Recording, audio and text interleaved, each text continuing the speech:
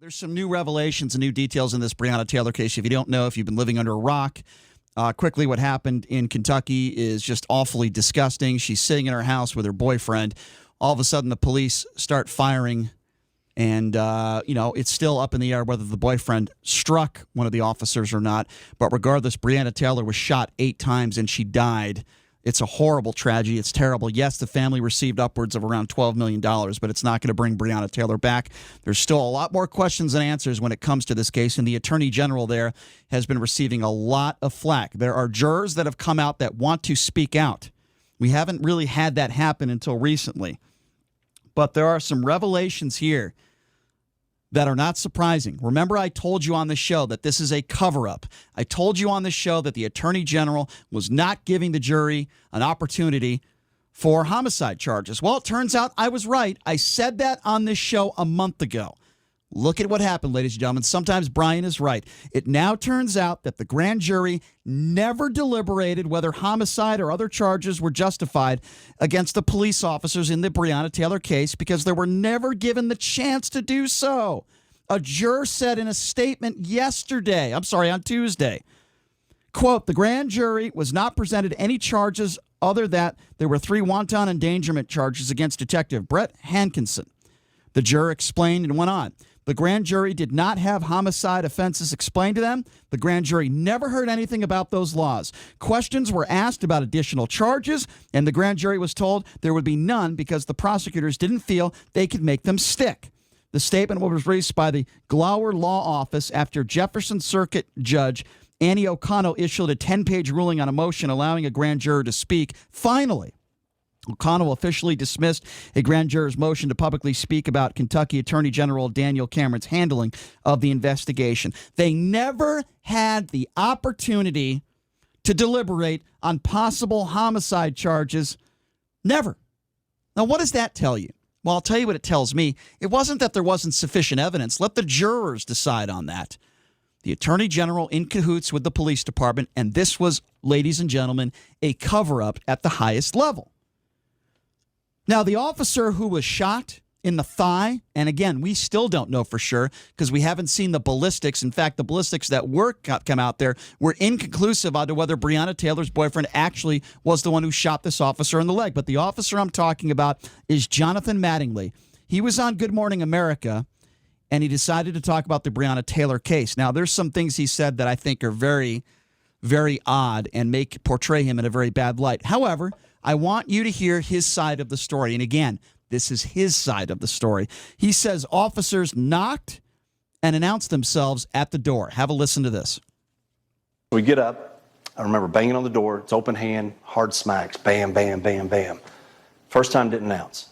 Just hoping she would come to the door so everything was quiet. Neighbors wouldn't come out. Can you hear anything from inside the apartment? Not at that point. Okay. Not at that point.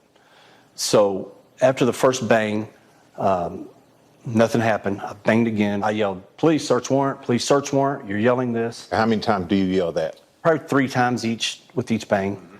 There was a total of 6 bangs, 6 different knocks at the door while we're doing this. Okay, so keep in mind, and this is important to put context to what he is saying, there was one witness that said they heard police identify themselves. That witness changed his story after originally interviewing with police saying he did not hear police officers identify themselves. There are 11 other neighbors, 11 that were questioned, that also said they did not hear police officers identify themselves. I want to make that clear because that's very important. Do you think that one witness who came out against the other 11 was possibly pressured Absolutely. by groups like BLM, for example? Well, no. You know who I think he was pressured? First of all, no. Because if he was pressured, then why would he change his story to help the narrative of the officers? No, he said that he did hear it, and then he said he didn't hear it. No, not true. That's what you just said. No. If I said that, I misspoke. Okay. The first interview he did with police, that day, the night of the shooting, he said he did not hear the officer identify. Okay. Then, coincidentally, officers bring him back, and he changes his story. You see where I'm going with that? Well, yeah, you just said it differently. Okay, well, if I said it that way, then I misspoke. That's all right. But that's why I find this to be very troubling, and I don't believe this police officer. I think he's lying. So, and by the way, I don't say that lightly. I don't like to tell an officer that he's lying. I'd like to believe officers. But when you look at all the evidence in this case and all the witnesses that have come forward, and now this juror that has come forward, I believe this officer is lying through his teeth. Now, I want you to listen to the response of this of Walker's claim, and Walker is the boyfriend of the late Breonna Taylor. Walker claimed that he was aiming his gun down and not at officers. So have a listen to what Officer Jonathan Mattingly says that certainly says the opposite here. He wasn't shooting at the ground a warning shot. He's pushed out with two hands, looking straight at me. I saw his gun. Our postures were the same, looking at each other when he fired that shot. Okay, so here's my response to that. Even if that's true, and by the way, we still don't know if the boyfriend struck this officer in the leg. If he's pointing a gun straight at you at point-blank range, wouldn't he shoot you in the chest? Unless he's an absolute horrible shot, he shoots you in the bottom of your leg. If he's pointing a weapon straight at you, how does he shoot you in the leg? It doesn't make any sense what this officer is saying. I believe Walker. Now, he was asked, this officer, would body cameras have helped? Keep in mind, this is another issue. They were turned off at the time because of quote-unquote police procedure. How convenient. So have a listen to what Officer Mattingly says about that. No, the incident would have still happened, but it would have been shown on camera what happened. This wouldn't even be an issue. This wouldn't be a case. You'd never hear about it. Michael Strahan would never know about this case if we had cameras on that night. How would you have done it differently if you could have? We would have either served the no-knock warrant or we would have done the normal thing we do, which is 5 to 10 seconds, to not give people time to formulate a plan, not give people time to get their senses so they have an idea of what they're doing. Because if that had happened, I'm telling you, Mike, if that had happened, Breonna Taylor would be alive. You believe she'd be alive if that had 100%. happened? If you had just stormed in Yes, and not given them time? I do. Okay, so first of all, let me say this. Michael Strahan, nice guy, was a great NFL player, horrible at interviewing people, terrible. The question I would have asked is, officer, you guys shouldn't have even been there to begin with. The man that you were looking for was already behind bars. How does the officer not even address that? They served a warrant for a guy that was already in their custody, and Michael Strahan doesn't even bring that up? Strahan, great football player, horrendous he did a horrendous job interviewing this guy. Horrendous, for starters. Okay? And he says, well, Breonna Taylor would still be alive if we just did the no-knock warrant. No, she would still be alive if you weren't there. You shouldn't have been there. Breonna Taylor would still be alive if you didn't fire your guns 50 times into the house, if you stood back. Breonna Taylor would still be alive today if you didn't shoot her 8 times. Those are the questions that I would ask this officer. And by the way, officer, why didn't you guys put on any of the police reports that you were shot in the leg? Can you please explain that to us, officer? Why is it that you were shot in the thigh, but nobody on the 7 police reports that night wrote that an officer was shot? Why is it that after the shooting took place, you guys did the exact opposite of what you were supposed to do according to the protocols, police protocols, and you were walking around the scene of the crime? These are the questions that I would ask the officer. Michael Strahan didn't do that because he doesn't know what he's doing. Yes, that's right, ladies and gentlemen. After an officer-involved shooting, those officers that were involved are not allowed to walk around the crime scene. There are reasons why that law is put in place, because at times people, the general public, are worried that officers will move around evidence to fit their narrative. That's what the police officers did that night. They didn't follow police protocol. After the shooting, all those officers were walking around the crime scene. Now, why were they doing that? If they didn't do anything wrong, why were they doing that? Why were the body cameras not on? Why is it that 11 witnesses were in interviews with law enforcement? They said they didn't hear the officers say their name. Why is that? Why is it that the ballistics do not conclusively show that Walker fired that weapon into the officer? Why is that? And why is it that the jurors were not given an opportunity for more serious charges? They weren't even given a chance to deliberate. Why is that? Well, you know what? I think I have one simple answer. because this is a cover-up. That's why. And they paid the family $12 million to shut them up. That's exactly what this is. This is a cover-up from top to bottom. And this is the part of the interview, JD. As you can tell, I'm fired up. This is the part of the interview that gets me even more fired up. Let me play this clip first. Michael Strahan flat out asked this officer if he's a racist. Now, of course, what's the officer going to say? Yes, I'm a racist. In the history of interviews with officers, is any officer going to admit he's a racist? Of course not. But anyway, we'll play the audio for you anyway. This is the officer, Mattingly, saying he's not a racist. Because this is not relatable to a George Floyd. This is nothing like it. It's not a Ahmaud Arbery. It's nothing like it. These are two totally different type incidences. It's not a race thing like people want to try to make it to be. This is a point where we were doing our job. We gave too much time. When we go in, I get shot, we return fire. This is not us going hunting somebody down. This is not kneeling on a neck. This is nothing like that. And I know I'm not going to sit here and act like playing the big victim card.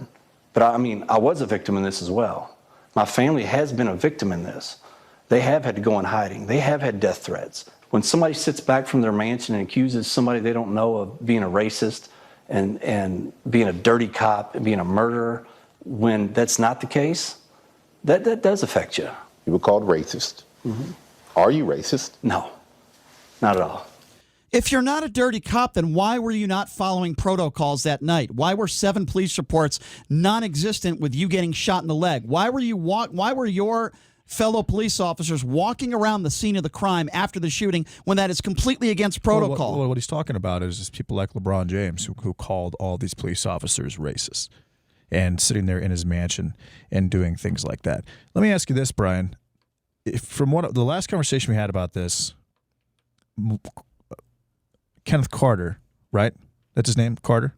Walker, Kenneth Walker. He had a weapon that was the exact same as one of the police officers. Correct. Now, what happened with that evidence? Because if you want to know if he was actually shot or not with the weapon that Kenneth Walker had, then there would only be one bullet. That is an important. There would only be one bullet from that type of gun on the entire crime scene, and it would be inside. That is an important. I agree. Of the person that was shot. I agree. So where did that go? That is a very important part of this case. Because to me, I have the answer for you. That answers the question across the board. I have the answer for you. Tell me what you think about this. According to the police department's own ballistics report, they found no conclusive evidence whether Walker fired the weapon into the officer. Now, Walker did fire his gun once, but there was no conclusive evidence whether it was Walker's gun or whether it was friendly fire. Now, if it's their own police department that comes up with that inconclusive evidence, what does that tell you? If there was any conclusive evidence that Walker, it was 100% that gun, we would have known about it by now. And JD, when I hear that type of evidence come forward, it leads me to believe only one thing, that it's not Walker's gun. It's very cut and dry. All that means to me is that the bullet that was found inside the leg of the police officer did not match the bullet from the gun that Walker had. Or why is it inconclusive? Or there was more than one bullet that was shot. That means that the officer was it Hankinson that was carrying the weapon that Walker had as well? Yes, correct. That means Hankinson was firing with one weapon and then switched to another weapon and fired bullets with that weapon. All that I'm saying, JD, is this doesn't add up. Or did both at the same time? Yeah, but JD, like El Duce in Boondock Saints. Well, but JD, all this stuff that we're talking about, it doesn't add up. And how were the officers aligned? Were they standing next to each other? I don't know the answer to that. Were they behind each other? I don't know to that. Because that should be factored in as well. I don't know to that. Well, here's what we do know. After the shooting, they broke protocol. They were not supposed to be walking around the crime scene. They did. They didn't even put on a police report that a police officer was shot. Don't you think that's kind of an important part? When there is an officer-involved shooting and a woman is shot and killed? Yeah, it sounds to me like they knew they did something wrong at this point, and they're trying to certainly cover up something. But that does not mean that it's racially motivated. I didn't say that. And so I agree with the officer there. And I think it's very, very troubling that this officer is getting death threats and that his family is getting death threats. Did these officers mess up? It seems to me like they did. But it's not just a mess up when somebody dies. A mess up, cover up, whatever you want to call it. But I don't believe that it's racially motivated. So I didn't say it was racially motivated. It seems to me like bad policing turned worse because of the cover-up. Okay, And he's wrong. The officer's actually wrong when he mentions how it's not like Ahmaud Arbery. Well, Ahmaud Arbery wasn't killed by a police officer. He was killed because he was black. He was killed. He was definitely killed because he was black, but he was killed by someone who had police connections, and the police department within that particular city decided to cover it up all the way up the ladder. That was a racist cover-up. That was absolutely a racist JD, cover-up. I don't think that's what this is. I think this is a cover-up. It's a cover-up because they're cops. To protect police officers because they're police officers. Exactly. I have a reporter news background. I've talked about this on the show before. I've seen it with my own eyes. I covered an officer-involved shooting in Henderson where police covered it up. Listen, the majority of police officers are good cops, okay? But I also believe that the overwhelming majority, Brian. However, we're talking 98, 99%. Then you know what? Then this makes it more important when the few officers out there commit murder or do wrongdoing, whatever you want to call it, involuntary manslaughter, that they are prosecuted and there's no cover-up. Make no mistake about it. This is a cover-up. Now, I want to play you some more audio. Well, there should be a third party, and this should be a nationwide thing, and their entire job there used to be the coroner's inquest in Nevada. They don't do that anymore. Intervene and for that conclusive evidence that the police department should not be the one that does that. Someone else should come in, and they should go through that process. Never going to happen. But I want to play you the most alarming piece of audio, because I can't stand it when people talk about George Floyd and they talk about the incident that occurred that night, and the first thing they want to do is talk about George Floyd's past. The first thing they want to do is talk about how he might have died from a drug overdose. No, the first thing we should talk about when it comes to George Floyd is police brutality and how Officer Chauvin should go to jail for the rest of his life because he committed murder, regardless of whether George Floyd was resisting. We know that when he was on his stomach, he was subdued and he was handcuffed. There was no reason to put that knee over George Floyd's neck. That's why he died. Make no mistake about it. This has nothing to do with his past. This has nothing to do with drugs that were in his system. Nothing to do with that stuff. So now you have an officer that is getting death threats. I'm talking about this officer, Jonathan Mattingly, the guy who was shot in the thigh. This goes to a mindset for certain people in this country. And Jonathan Mattingly, the man who was shot in the leg, we don't know if it was by friendly fire or not, during the Breonna Taylor shooting. I want you to have a listen to this, because to me, this is the most important audio you should take away from this interview. Have a listen to Jonathan Mattingly's thoughts on the George Floyd murder, because that's exactly what it was. You look at it, George Floyd, what happened to him is tragic. It was horrible. Everybody looked at that and said, wrong, bad, disgusting. And what happens? They end up getting locked up, which in my opinion, and I don't know the ins and outs of the case, and I'm very careful now to judge other people for Monday morning quarterbacking, but in my opinion, that was the right call, whether he died of an overdose or whatever. But what happened after that, in my opinion, George Floyd was not a model citizen. It's very hard for me to sit here. George Floyd died of an open overdose. He died because someone was kneeling on his neck for minutes. And I agree with that. In regards of him being a model citizen or not, he didn't deserve that. No one deserved that. Nobody said he did. So I just demonized it. I said it's horrible. Okay, but you also brought up overdose. You said that, officer. You also brought up the fact that he wasn't a model citizen. Why bring that up at all? This is a mindset that some people have in this country. You are a member of law enforcement. You're on the hot seat. Make no mistake about it. This officer's on the hot seat. By the way, I don't condone death threats and all that stuff. Well, he shouldn't have brought up the model citizen part, but the overdose part to me is legitimate. Okay. Because he did have 4 times. That's not why he died. 4 times the amount of fentanyl in his system to kill him. But it's completely irrelevant because according to what they did. And Officer Chauvin, I believe his third-degree murder charge was just dropped today. Okay, so the point I'm trying to make is this, is that you have an officer that's in some trouble. I'm talking about this officer Mattingly that was involved in the Breonna Taylor shooting. Yeah.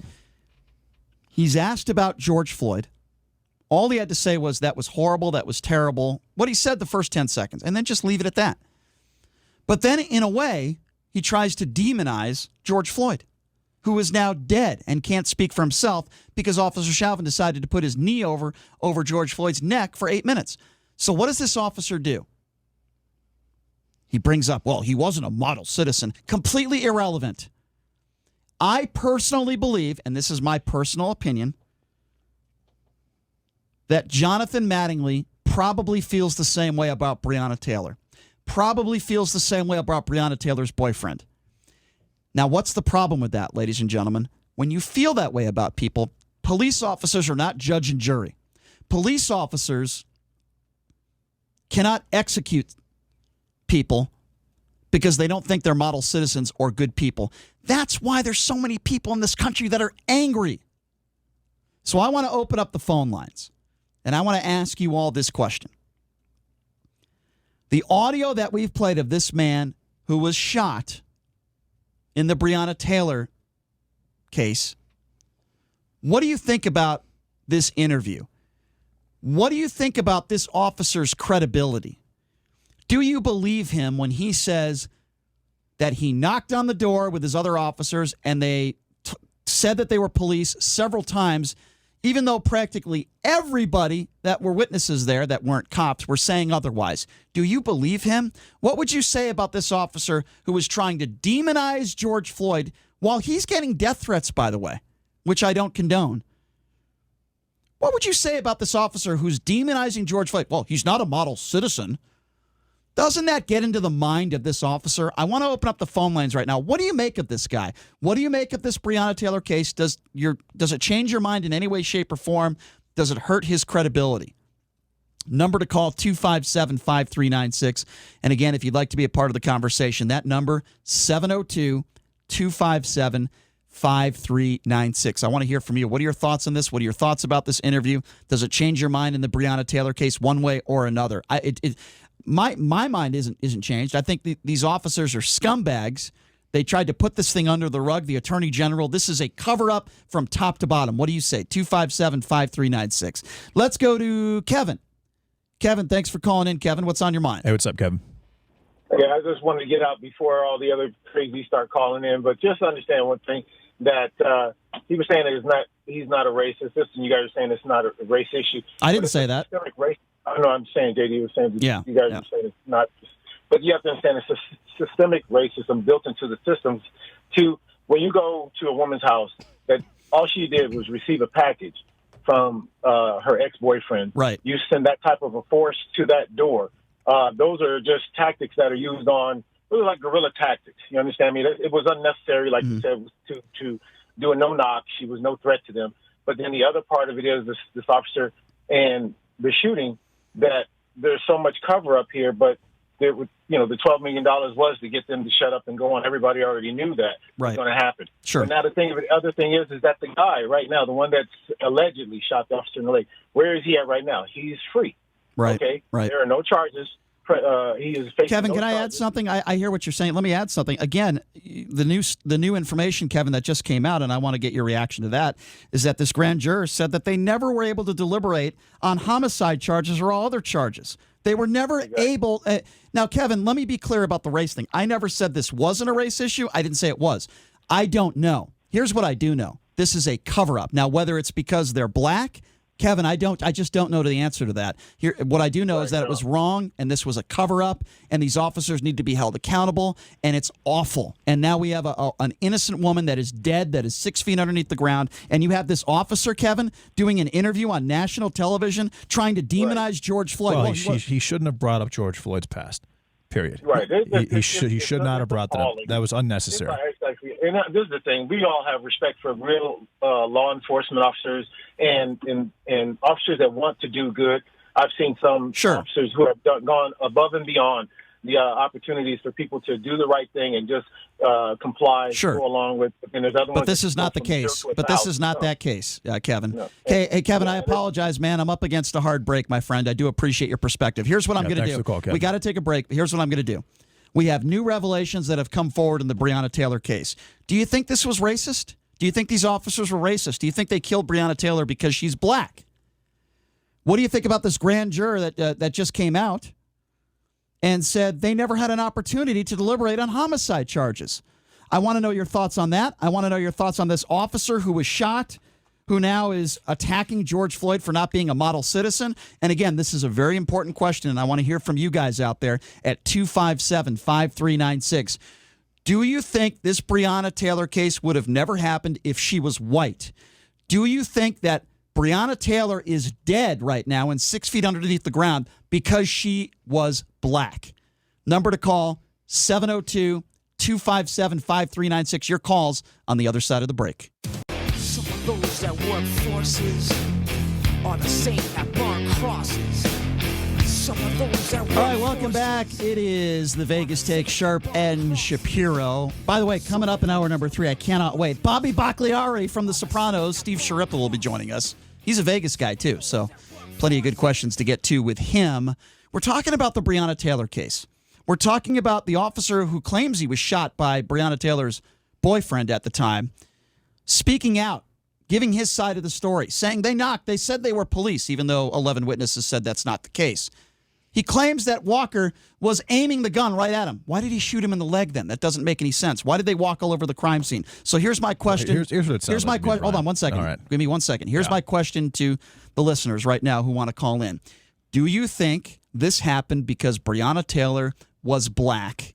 Do you think this has to do with race? And do you agree with me that this is a cover-up from day one and the Attorney General and all the police officers involved? Number to call, 702-257-5396. Again, that number, 257-5396.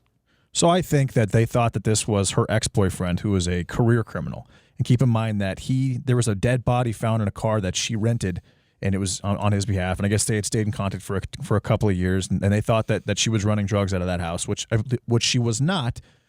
But I believe that when they knocked on the door and they tried to barge in, one shot was fired. They thought it was him. They think he's a scumbag. They tried to kill him, and then no one got shot. No police officer got shot, but a bullet probably whizzed past them. Then they opened fire, all of them. And in that process, one of the officers shot the other officer.